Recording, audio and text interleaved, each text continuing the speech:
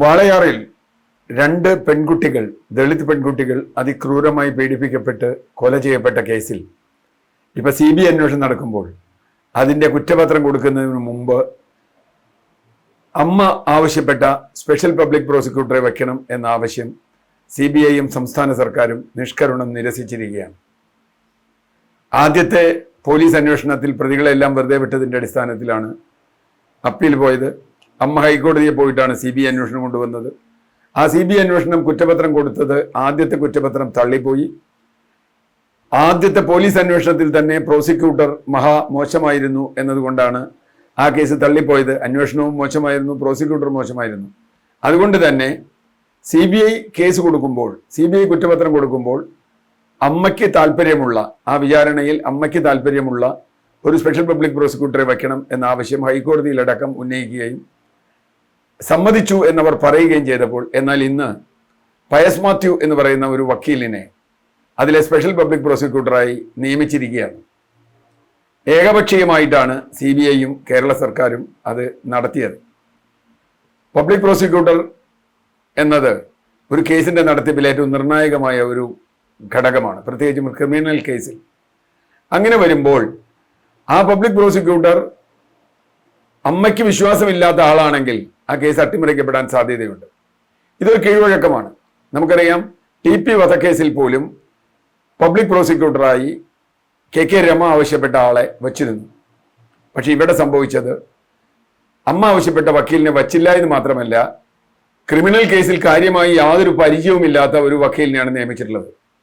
അതിൻ്റെ അർത്ഥം ഈ കേസ് വീണ്ടും അട്ടിമറിക്കാൻ CBIയും സംസ്ഥാന സർക്കാരും ശ്രമിക്കുന്നു എന്നത് തന്നെയാണ്. 2017 ആണ് ഈ കേസ് നടന്നത്. 2 കുട്ടികൾ, 54 ദിവസത്തിന്റെ വ്യത്യാസത്തിലാണ് 2 പെൺകുട്ടികൾ ഒറ്റമുറി വീട്ടിൽ തൂക്കി കൊല്ലപ്പെട്ടത്. 2 കുട്ടികളും അതിക്രൂരമായി പീഡിപ്പിക്കപ്പെട്ടിരുന്നു എന്ന് പോസ്റ്റ്മോർട്ടം റിപ്പോർട്ടിൽ പറയുന്നുണ്ട്. എന്നിട്ട് ആ പ്രതികളെയൊക്കെ വെറുതെ വിടാനുള്ള കാരണം അന്ന് കേസ് അന്വേഷിച്ച സോജൻ എന്ന് പറയുന്ന ഉദ്യോഗസ്ഥൻ നടത്തിയ അട്ടിമറിയും ഒപ്പം പ്രോസിക്യൂഷന്റെ അട്ടിമറിയുമാണ്. അതുകൊണ്ടാണ് ഹൈക്കോടതിയെ സമീപിച്ച് അമ്മ CBI അന്വേഷണം ആവശ്യപ്പെട്ടത്. CBI തന്നെ ആദ്യത്തെ കേസ് കുറ്റപത്രം സമർപ്പിച്ചപ്പോൾ ആ കുറ്റപത്രം പാലക്കാട് പോക്സോ കോടതി തള്ളി. അവർ പറഞ്ഞത് പോലീസിന്റെ കുറ്റപത്രം എന്ന പഴയ വീഞ്ഞ് പുതിയ കുപ്പിയിലാക്കി CBI കൊടുത്തിരിക്കുന്നു എന്നാണ്. അതുകൊണ്ട് CBIയുടെ പുതിയ സംഘത്തെ നിയോഗിച്ചു. ആ പുതിയ സംഘം വരുമ്പോഴും പഴയ സംഘം വന്നപ്പോഴും നമ്മൾ വളരെ കൃത്യമായി ആവശ്യപ്പെട്ടിരുന്നു. ഒന്ന്, ഇതിനെ സ്പെഷ്യൽ പബ്ലിക് പ്രോസിക്യൂട്ടറായി നമ്മൾ നിർദ്ദേശിച്ച ഒരാളുണ്ട്. അത് അറിയപ്പെടാത്ത ആളല്ല. അട്ടപ്പാടി മധു കേസിൽ പ്രതികൾക്ക് ശിക്ഷ വാങ്ങിക്കൊടുത്ത, എല്ലാ സാക്ഷികളും കൂറുമാറിയിട്ടും ശിക്ഷ വാങ്ങിക്കൊടുക്കാൻ സഹായിച്ച അല്ലെങ്കിൽ അതിനുവേണ്ടി നിന്ന അഡ്വക്കേറ്റ് രാജേഷ് മേനോനെയായിരുന്നു. പാലക്കാട്ടുള്ള വക്കീലാണ്. ഇവര് അത് നിഷ്കരുണം തള്ളിക്കളഞ്ഞു. അത് തള്ളിക്കളയാൻ പ്രേരിപ്പിച്ചത് എന്താണ് എന്നതാണ് പ്രധാന ചോദ്യം. ഈ പ്രതികളെ രക്ഷിക്കാൻ എന്ത് താല്പര്യമാണ് സംസ്ഥാന സർക്കാരിനും CBIക്കും ഉള്ളത്? പ്രതികളെ രക്ഷിക്കാനല്ലായിരുന്നുവെങ്കിൽ എന്തുകൊണ്ട് സ്പെഷ്യൽ പബ്ലിക് പ്രോസിക്യൂട്ടറായി ഈ രാജേഷ് മേനോനെ നിയമിച്ചുകൂടാ? ഈ ചോദ്യം ചോദിച്ചിട്ട് കുറെ കാലമായി. ഹൈക്കോടതിയിലും ഞങ്ങൾ അങ്ങനെ ചെയ്യും ഇങ്ങനെ ചെയ്യുമെന്ന് പറഞ്ഞതല്ലാതെ കൃത്യമായൊരു നിലപാടെടുത്തില്ല. ഇപ്പോൾ വാർത്തകളിൽ വന്നുകൊണ്ടിരിക്കുന്നത് പയസ് മാത്യു എന്ന തൃശ്ശൂരിലൊരു അഡ്വക്കേറ്റിനെ നിയമിച്ചിരിക്കുന്നു എന്നാണ്. ഇദ്ദേഹത്തിന്റെ ബാക്ക്ഗ്രൗണ്ട് പരിശോധിച്ചാൽ ഇദ്ദേഹം കാര്യമായ ഒരു ക്രിമിനൽ കേസും ചെയ്തിട്ടുള്ള ആളല്ല. ഇത് വളരെ പ്രധാനപ്പെട്ട ഒരു ക്രിമിനൽ കേസാണ്. കാരണം കേരളം മുഴുവൻ ചർച്ച ചെയ്തതാണ് വാളയാർ പെൺകുട്ടികളുടെ കൊലപാതകം. ആ കൊലപാതകത്തിൽ കൊലപാതകമാണ് എന്ന് പോലും ഇപ്പോഴും CBI കരുതുന്നില്ല. ആത്മഹത്യയാണ്. 9 വയസ്സായ കുട്ടി, 13 വയസ്സായ കുട്ടി ഒക്കെ ആത്മഹത്യ ചെയ്തു എന്നാണ്. എല്ലാ തെളിവുകളും ആത്മഹത്യക്ക് എതിരാണ്.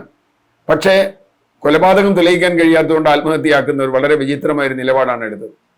ഇത് സംബന്ധിച്ച് സാക്ഷികളുടെ നിരവധി വിവരങ്ങൾ, നിരവധി തെളിവുകൾ, സൂചനകൾ സമരസമിതിയും അമ്മയും കുടുംബവും നൽകിയിരുന്നു.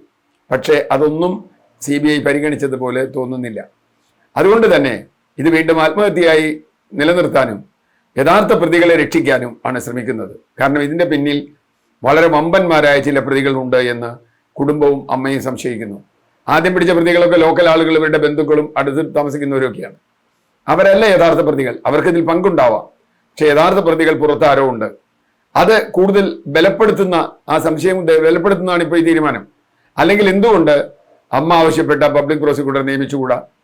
അങ്ങനെ നിയമിച്ചിരുന്നെങ്കിൽ ഒരുപക്ഷെ യഥാർത്ഥ പ്രതികളെ കിട്ടാൻ CBIക്ക് ശ്രമിക്കേണ്ടി വരുമായിരുന്നു. കാരണം കുറ്റപത്രം സമർപ്പിക്കുമ്പോൾ അത് ഒപ്പിട്ട് കൊടുക്കേണ്ടത് പബ്ലിക് പ്രോസിക്യൂട്ടറാണ്. പബ്ലിക് പ്രോസിക്യൂട്ടർ ഇത് സ്പെഷ്യൽ പബ്ലിക് പ്രോസിക്യൂട്ടറാണ്. അത് രാജേഷൻ മേനോനെ പോലൊരു വക്കീലാണെങ്കിൽ ഈ കള്ളത്തരത്തിലുള്ള ഒരു കുറ്റപത്രം സമ്മതിക്കില്ല. പ്രത്യേകിച്ചും ഈ കേസിന്റെ ആദ്യഘട്ടത്തിൽ ഇത് പബ്ലിക് പ്രോസിക്യൂട്ടറായിരുന്ന ആളുകൾ ഒക്കെ തന്നെ കേസിനെ വല്ലാതെ അട്ടിമറിച്ചു എന്ന്, അല്ലെങ്കിൽ അതിൽ ഗൗരവമായി എടുത്തില്ല എന്ന് കോടതി വിധികളിലുണ്ട്, ഹൈക്കോടതി നിരീക്ഷിച്ചിട്ടുണ്ട്. ഹൈക്കോടതി അങ്ങനെ കൃത്യമായി പ്രോസിക്യൂഷന്റെ മേൽ കുറ്റാരോപണം നടത്തിയിട്ട് പോലും അമ്മയ്ക്ക് വിശ്വാസമുള്ള ഒരു സ്പെഷ്യൽ പബ്ലിക് പ്രോസിക്യൂട്ടറെ കൊടുക്കാതിരിക്കുന്നതിന് പിന്നിൽ വലിയ ഗൂഢ രാഷ്ട്രീയ താല്പര്യങ്ങളുണ്ട്. മാത്രവുമല്ല, CBI കേന്ദ്ര ഏജൻസി ആണെങ്കിൽ പോലും CBIക്ക് വേണ്ടി ഇവിടെ ഹാജരായ വക്കീലന്മാർ സംസ്ഥാനം ഭരിക്കുന്ന രാഷ്ട്രീയ കക്ഷിയുമായി നേരിട്ട് ബന്ധമുള്ളവരാണ് എന്ന് നമ്മൾ കണ്ടിട്ടുണ്ട്. അതുകൊണ്ട് എന്ത് അന്തർധാരയാണ് ഇതിനകത്തുള്ളതെന്നറിയില്ല. എന്തായാലും വാളയാർ കേസ് ഒരിക്കൽ കൂടി അട്ടിമറിക്കപ്പെടാൻ ഉള്ള ഒരുക്കങ്ങളിലാണ് നിൽക്കുന്നത്. ഇതൊരു കാരണവശാലും അംഗീകരിച്ചുകൂടാ.